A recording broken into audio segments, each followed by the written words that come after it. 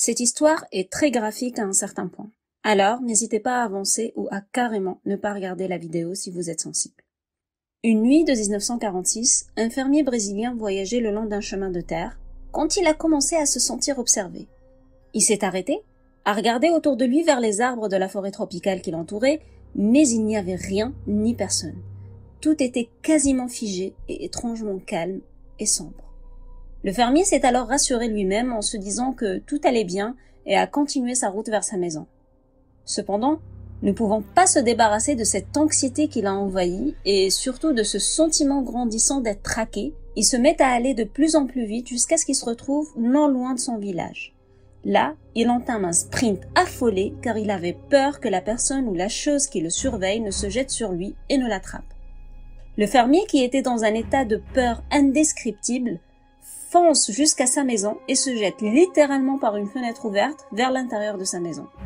Illico presto, il ferme cette fenêtre et s'assure que toutes les portes sont verrouillées.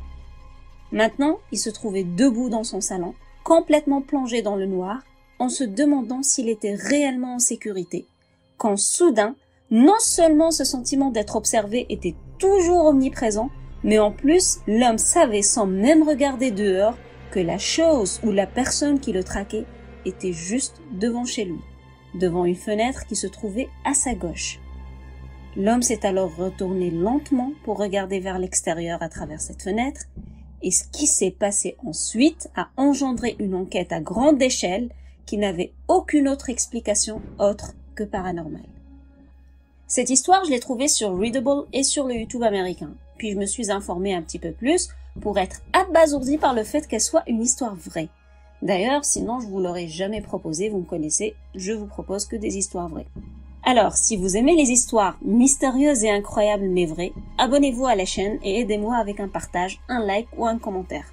Au-delà du fait que ça m'aide dans le référencement, ça me fait personnellement vraiment plaisir de partager et de discuter avec vous des vidéos que je vous propose et d'avoir vos avis et vos suggestions sur d'autres contenus d'ailleurs. Une dernière petite chose, vous pouvez me joindre sur mes réseaux, surtout Instagram et TikTok, mais aussi sur Facebook où je ne suis presque pas active, mais je l'utilise principalement pour Messenger. Bref, moi c'est Gaïa et je vous souhaite la bienvenue dans un nouvel épisode de Horror Gaïa.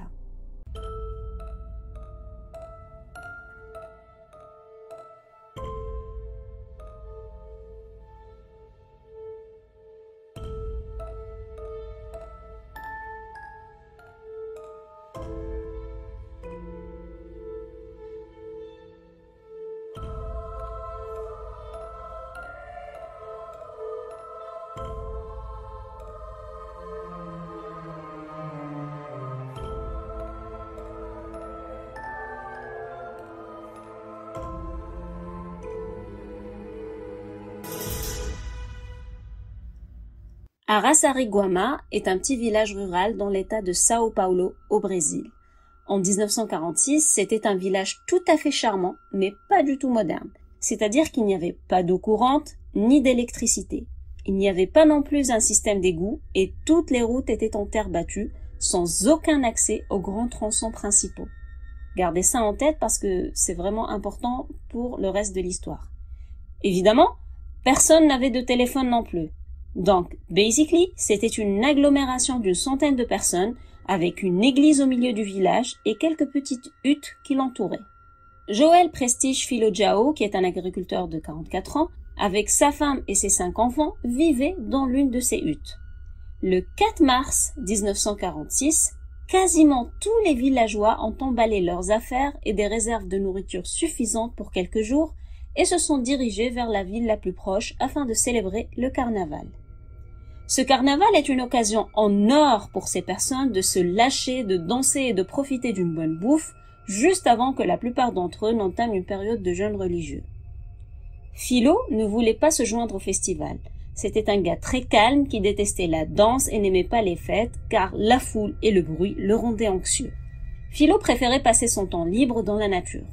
Du coup, lorsque ses amis et sa famille sont partis pour le carnaval, lui et son meilleur ami ont harnaché sa charrette de tout le nécessaire d'une journée en plein air, puis ont emprunté un chemin de terre qui coupait à travers bois jusqu'à la rivière Rio Tietê, où ils ont passé la journée à pêcher le silure, qui est plus communément appelé le poisson-chat. Pour revenir à Philo, lui, il passait sa meilleure journée. Il était là sur les rochers à pêcher, à écouter les chants des oiseaux et à profiter de la beauté de la forêt tropicale qui les accueillait. Cependant, lui et son pote savaient que cette forêt était enchanteresse le jour, mais une fois la nuit tombée, elle se transformait en un endroit dangereux et mortel.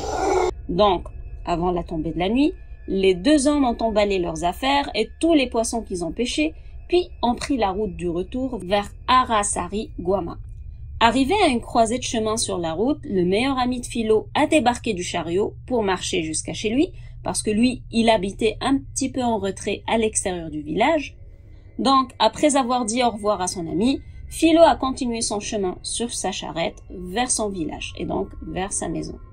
À ce moment, le soleil avait complètement disparu dans l'horizon, et il faisait très sombre sur le chemin de terre battue, mais il faut savoir que Philo adorait marcher ou être à bord de sa charrette le long de cette route, particulièrement la nuit.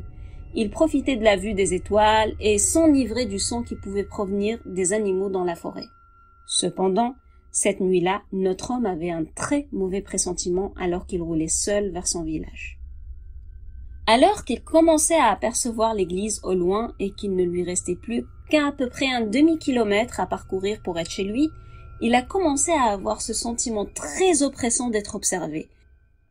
Comme il était sur la charrette, il a commencé à regarder vers les arbres tout autour de lui en se demandant si un animal ou une personne était à proximité. Mais il ne voyait rien du tout. Philo a fini par parcourir le chemin jusqu'à l'église et il pouvait maintenant apercevoir sa maison dont l'une des fenêtres était à moitié ouverte. Sa femme l'avait laissé ainsi exprès pour qu'il puisse justement rentrer chez lui après sa partie de pêche, vu qu'elle avait barré toutes les portes en partant pour le festival avec ses enfants plus tôt dans la journée. À ce moment, Philo tentait de garder son sang-froid malgré l'anxiété et la peur qui grandissaient en lui à cause de ce sentiment incessant d'être observé et traqué. Alors, quand il a vu cette fenêtre, il a sauté de sa charrette, la laissant au milieu du chemin de terre, non loin de l'église, et a sprinté jusqu'à chez lui. En dévalant les rues, il pensait juste à se retrouver dans la sécurité de sa maison. Quand il a finalement atteint sa maison, il s'est quasiment jeté à travers l'ouverture de la fenêtre et l'a directement refermée derrière lui et a vérifié que toutes les portes étaient bien verrouillées. Philo s'attendait à un sentiment de soulagement maintenant qu'il était en sécurité derrière des portes closes. Mais pas du tout. Il faut savoir que Arasaguama était un village assez superstitieux. Et Philo, lui, ne faisait pas exception à la règle. Il y avait une vieille mine abandonnée non loin du village, et Philo, comme tous les autres villageois d'ailleurs, avait grandi en entendant des histoires sur Boitata, un serpent géant qui vivait dans cette mine. Ce monstre sortirait la nuit pour parcourir la forêt et apparaîtrait dans les flammes embrasées. Maintenant, souvenez-vous que le village était quasiment désert ce soir-là, vu que tout le monde était au carnaval. Donc, Philo ne se sentait plus du tout en sécurité chez lui, surtout avec toutes ces histoires de monstres qui lui venaient en tête en rafale. Il se sentait isolé et commençait vraiment à paniquer quand soudainement, et sans même avoir besoin de regarder, il avait la conviction que la personne ou la chose qui le traquait était juste devant chez lui, à l'observer à travers la fenêtre qui se trouvait juste à sa gauche. Respirant un bon coup, il commence à se retourner lentement pour voir ce qui le traquait depuis la forêt. Dans le fond, il s'attendait à voir une personne ou peut-être un jaguar ou un tout autre prédateur nocturne. Mais lorsque ses yeux finissent enfin par se poser sur ce qui se trouvait à sa fenêtre dans la noirceur de la nuit, Philo était si terrifié qu'il n'arrivait plus à respirer. Il se tenait juste debout, les yeux fixant la fenêtre, ou plutôt ce qui se trouvait de l'autre côté de celle-ci, avant de désespérément tenter de mettre ses mains devant lui pour se protéger, mais malheureusement, il était déjà trop tard. Quelques minutes plus tard, Philo sortait de chez lui pieds nus, vacillant et trébuchant. Il s'était enroulé dans une couverture et hurlait de façon incohérente dans la nuit noire. Tout ce qu'il hurlait n'avait aucun sens. Puis soudainement, il a commencé à courir en zigzag sans but précis en tête. Durant cette course folle qu'il avait entamée à travers le village, il s'était horriblement écorché les pieds en marchant sur des rochers tranchants, du verre et des ordures. Mais le plus fou, c'est qu'il ne semblait pas du tout s'en être aperçu. Le fait est que, malgré cette scène horrible qu'il a faite à travers le village, personne n'est venu à son secours, car, tout simplement, il se trouvait seul dans cette ville quasi fantôme, au milieu de nulle part, au fin fond de la forêt amazonienne brésilienne.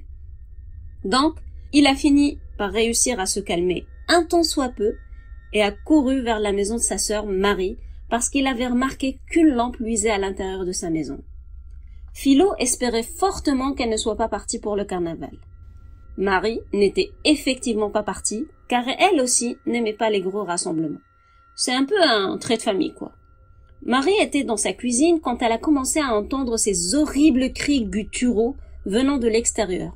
Et avant même qu'elle ne puisse réagir, elle a entendu un bruit sourd contre sa porte d'entrée. Marie était, et à juste titre, terrifiée et a couru devant la fenêtre pour regarder ce qui se passait dehors et qui frappait à sa porte. Ce qu'elle a vu n'avait aucun sens. Son frère Philo, pieds nus et tout ensanglanté, enveloppé dans une grande couverture qui criait à plein poumon du baragouinage incompréhensible. Par réflexe, Marie courut vers la porte. Elle était sur le point d'ouvrir lorsque son regard a finalement croisé celui de son frère à travers la fenêtre. Cette interaction l'avait figée de terreur. Ses yeux avaient l'air si vides et distants, ils étaient anormalement écarquillés et totalement embrouillés. Elle s'est dit que ça ne pouvait pas être son frère. Elle ne comprenait pas ce qui n'allait pas, mais a fini par se décider à ouvrir la porte, parce qu'après tout, c'est son frère et elle se devait de l'aider, elle ne pouvait pas le laisser ainsi. Au moment où elle a ouvert la porte, Philo est carrément tombé à l'intérieur et a commencé à se tortiller au sol tout en continuant à faire ses cris gutturaux incompréhensibles, à la limite inhumains. Marie, tout en l'analysant effrayée, essayait de lui demander ce qui n'allait pas, mais mis à part les coupures aux pieds, elle ne voyait pas d'autres blessures ailleurs. Alors Marie s'est agenouillée à côté de lui et elle était sur le point de l'attraper pour essayer de l'immobiliser et d'essayer de lui parler un peu, mais Philo a retroussé ses lèvres à la manière d'un loup exposant ainsi ses dents et lui a fait une sorte de grimace avec un sifflement bas et des yeux complètement menaçants. On aurait dit un animal sauvage, tout simplement. Prise de peur, Marie a reculé instinctivement en maintenant le regard fixé sur son frère. Mais, entendant le sifflement, elle s'est dit que Philo essayait peut-être de parler. Elle a alors pris son courage à deux mains et s'est penchée en rapprochant son oreille de la bouche de son frère. Là, elle a réussi à l'entendre répéter « ça brûle, ça brûle ». Marie a alors pensé que son frère a dû s'être brûlé. Alors, instinctivement et sans même réfléchir, elle lui a retiré la couverture et lui a enlevé ses vêtements à la recherche de la localisation de la brûlure. Mais, mis à part les coupures sur ses pieds, tout le reste de sa peau semblait tout à fait normal. Du coup, Marie a relevé son visage pour regarder son frère et lui poser des questions dans l'espoir qu'il pourrait peut-être l'éclairer un petit peu plus sur son mal, et c'est à ce moment-là qu'elle a remarqué que même s'il ne semblait pas avoir d'autres blessures, son teint commençait à changer. Ses joues avaient pris une couleur pourpre et semblaient avoir enflé. À cet instant, Marie s'est rendue compte qu'elle était incapable de gérer l'état de Philo toute seule et qu'elle n'avait vraiment aucune idée de ce qui lui arrivait. Du coup, elle s'est relevée, a regardé son frère qui montrait toujours les crocs, sifflés et qui avait maintenant les joues violettes et enflées. Marie et Philo se regardèrent un court instant avant que celle-ci ne se décide à sortir en courant de chez elle. Marie a couru vers l'autre côté du village. Elle savait qu'il y avait deux autres hommes qui vivaient assez proches l'un de l'autre et qui n'étaient pas partis pour le carnaval, à savoir le shérif et le médecin du village. Une fois arrivés devant chez eux, Marie a commencé à frapper à leur porte et à appeler au secours. Les deux hommes alertés par le bruit sont rapidement sortis et ont essayé de comprendre ce qui arrivait de la bouche de Marie, mais celle-ci ne trouvait même pas les mots pour leur expliquer l'état de son frère. Elle arrivait juste à articuler « Il a besoin de votre aide ». Les deux hommes sont alors repartis en courant avec elle. Arrivée à sa maison, Philo était encore sur le sol, à se tordre de douleur. Marie n'était partie que pendant quelques minutes, mais l'état de Philo s'était empiré. Ce n'est plus seulement ses joues qui avaient pris une couleur violacée, maintenant sa poitrine et ses bras viraient également au violet. Le shérif s'est penché au-dessus de l'homme et a tenté de lui poser quelques questions. Manifestement, Philo souffrait horriblement de quelque chose, mais à ce stade, il s'était calmé assez pour pouvoir parler un peu. Le truc, c'est que tout ce qu'il disait n'avait aucun sens. Il a raconté au shérif qu'il avait été suivi jusqu'à chez lui, puis qu'il s'était brûlé. Et quand le shérif lui a demandé qui l'avait brûlé, Philo répondait que personne n'était à blâmer. Là, le shérif a décidé de quitter la maison de Marie et de courir vers la maison de Philo pour essayer de lui-même comprendre ce qui s'était passé. Peut-être qu'il trouverait un signe de comment Philo s'est brûlé, mais Une fois sur place, la maison était complètement intacte, sans aucun signe de feu. Tout était parfaitement en place et bien rangé. Il n'y avait aucune trace de brûlure, ni même aucune bougie allumée. Le shérif est alors retourné bredouille à la maison de Marie. À son retour chez Marie, environ 45 minutes s'étaient écoulées depuis la première fois que Philo s'était fait attaquer chez lui, et quel que soit le mal dont il était atteint et qui rendait son corps violet, il semblait s'aggraver à vue d'œil. Maintenant, toute la surface de sa peau, tout son visage, ses bras et sa poitrine s'étaient assombris et sa peau commençait à piler et à faire des bulles. Sur une région de son bras, les brûlures étaient tellement intenses qu'on pouvait carrément voir l'os à travers les bulles. C'était comme si Philo avait bouilli dans de l'eau. Pour vous donner une image pas très ragoûtante, c'est un peu comme on ferait bouillir de la viande sur l'os jusqu'à ce que la viande s'attendrisse et qu'elle se détache de l'os. La chair de Philo, elle, avait commencé à se détacher de ses os. Le médecin, du nom de Arasi Gumiji, a directement décrété qu'il fallait le transporter à l'hôpital. Mais à cause des routes qui n'étaient pas pavées, il était dangereux de voyager de nuit, et donc il ne pouvait pas l'emmener au grand hôpital de la ville voisine, mais pouvait par contre le transporter jusqu'à un hôpital local. Ainsi, le shérif qui possédait un camion a embarqué tout le monde et a pris la route de l'hôpital. Marie et Arasi ont recouvert Philo avec un nouveau drap. Arasi, qui était installé à l'arrière avec Philo, disait que le pauvre homme poussait des violents cris de douleur à chaque fois que le camion faisait une secousse. Arasi avait constaté avec effroi que chaque secousse causait littéralement la chute d'un lambeau de peau du corps de Philo. Non pas sans peine, Philo est finalement arrivé à l'hôpital local. Le personnel hospitalier l'a transporté en urgence à l'intérieur, ils l'ont installé sur un lit dans une chambre privative, mais ils n'avaient aucune minuscule idée sur la façon de le traiter. Ses blessures ne ressemblaient à rien de ce qu'ils auraient déjà vu. Ils ne savaient même pas par où commencer, et ils ont en quelque sorte prédit que l'homme ne survivrait pas à ses blessures de toute façon. Du coup, ils lui ont instauré un traitement palliatif qui consistait en gros à le bombarder d'analgésiques pour soulager un maximum sa douleur. Bien que ces analgésiques n'empêchaient pas le corps de Philo de se décomposer alors qu'il était encore vivant, ils lui avaient au moins permis d'arrêter de souffrir horriblement alors que sa chair tombait en lambeaux, ce qui lui a permis de s'allonger avec un semblant de calme dans son lit. Mais la vision décrite de ce pauvre homme à ce stade était tout simplement horrible. Il avait littéralement d'énormes morceaux de chair manquants, c'est-à-dire que, dites-vous que des parties de son squelette étaient clairement visibles. Bien sûr, les médecins avaient autant que possible stabilisé l'état de Philo pour qu'il puisse être transporté dans l'hôpital de la ville qui possède de meilleurs moyens que les leurs, et ce, dès que possible. Sous les analgésiques, maintenant Philo semblait beaucoup plus calme. Arasi, le médecin, s'est alors assis à ses côtés et a commencé à lui poser quelques questions.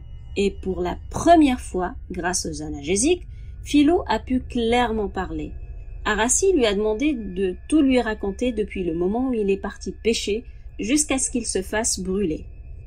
Philo lui a alors raconté que lorsqu'il était sur le chemin de retour de la partie de pêche, il avait commencé à se sentir observé et que ce sentiment devenait de plus en plus oppressant et intense à mesure qu'il s'approchait du village, jusqu'à ce qu'il finisse par sprinter le reste du chemin vers sa maison et a pratiquement plongé à travers cette fenêtre à moitié ouverte.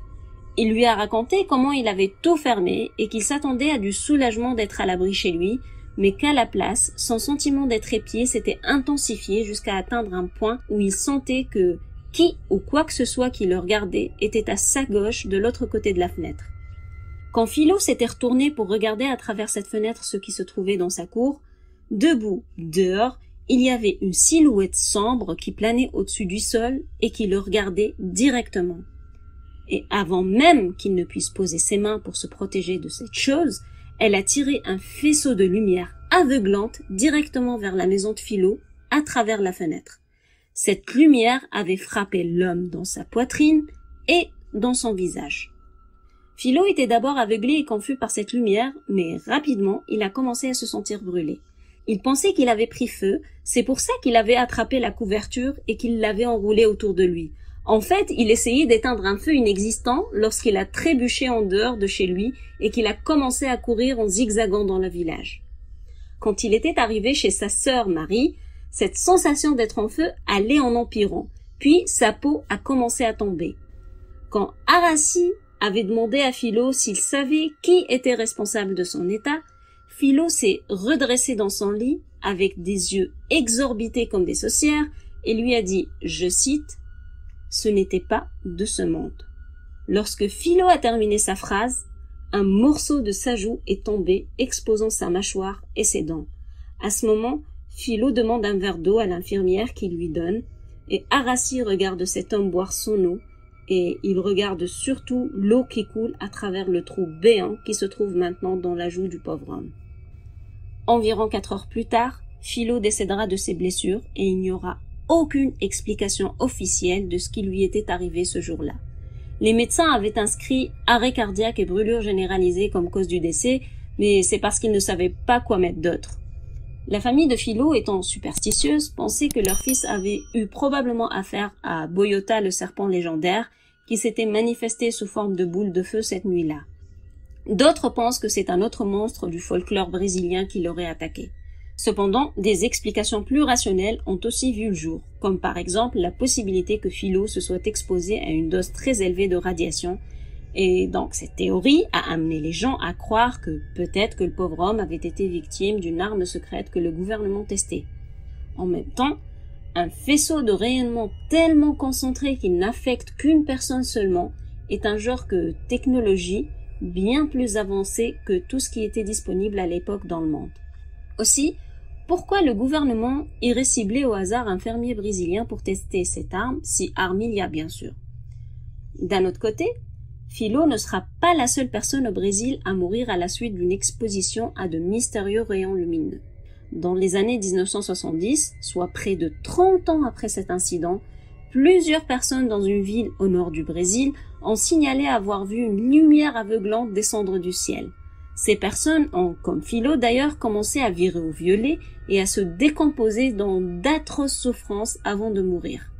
À cause de ce nombre élevé de décès étranges, une nouvelle théorie a vu le jour pour expliquer la mort de Philo et de tous ces gens 30 ans après. Vous l'avez dans le mille, les extraterrestres. Selon cette théorie, quand Philo avait regardé par la fenêtre et qu'il a vu cette figure noire planant au-dessus du sol, cette figure était un ovni. Et la lumière qu'il aurait vue était une arme de l'ovni qui lançait un rayon de radiation dans le but de tuer les cibles. L'armée brésilienne a même creusé cette théorie entre les années 1977 et 1978 et l'avait appelée l'opération Secoupe comme pour secours volante. À la suite de cette opération, ils ont sorti un communiqué officiel selon lequel aucune preuve sur l'implication des ovnis dans ce qui est arrivé à Philo et aux autres personnes n'avait été trouvée. Mais bien sûr, beaucoup de gens restent sceptiques. Donc, à ce jour, aucune explication n'a été donnée sur ce qui s'est passé cette nuit de mars 1946. Quant à moi, je suis curieuse d'avoir votre avis sur le sujet. Personnellement, je suis convaincue qu'il a été exposé à des radiations intenses, mais ce qui est inexpliqué, c'est d'où viennent ces radiations. J'ai vraiment hâte de lire vos commentaires et suggestions. Est-ce que vous pensez que ça puisse réellement être des extraterrestres? Ou est-ce qu'à cette époque, l'armement était bien plus développé que ce qu'on pouvait croire? Personne ne le sait aujourd'hui et je doute que personne ne le saura un jour. En attendant la semaine prochaine, je vous conseille d'éviter de vous retrouver seul la nuit pour ne pas croiser des rayons tueurs, on sait jamais. C'est une blague bien sûr, mais bref, prenez soin de vous et à très bientôt. Ciao!